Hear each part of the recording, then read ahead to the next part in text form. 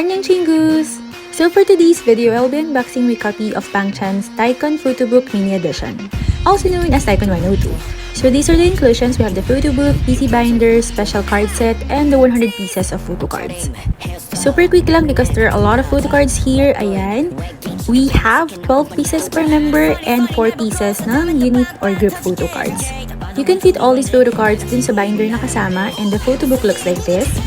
It features all the members. Then for the special card set, you'll get 1 lenticular and 1 PVC card.